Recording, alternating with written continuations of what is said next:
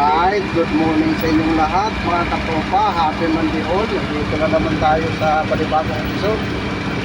Update lang tayo guys, kasi parang hindi na ako naka-update ng videos ko. Ngayon, pagkatapos lang natin mag-deliver, pauwi na tayo ng Paranaque City. Actually guys, nandito pa ako sa Las Piñas, malapit na ng Paranaque City. So, shout out sa tropa ko, si Gerald Salores. Shout out sa'yo, Tol. Basta ka na.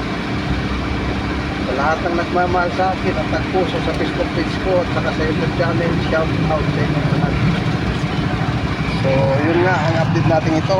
Pauwi na tayo ng Paranaque City. So, hindi pa naman matraffic ngayon dahil alas 4 pa lang ng madaling araw. Smooth lang yung traffic ngayon kasi maaga pa.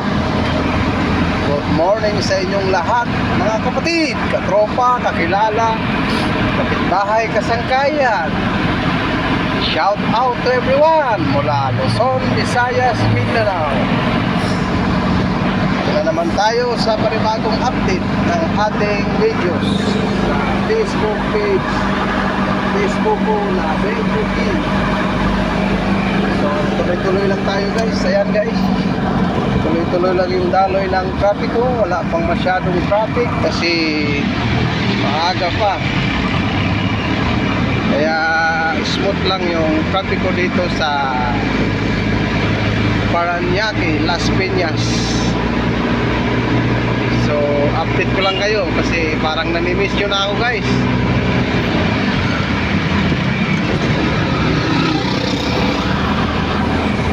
So, ayan, kabuuang update ng ating mga lansangan.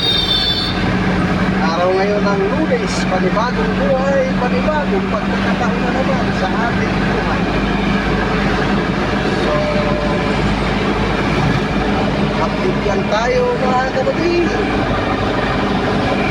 Dito na naman tayo, shout out sa mga tropa ko dyan sa Union, Tapa, Siargao Island, Surigao del Norte.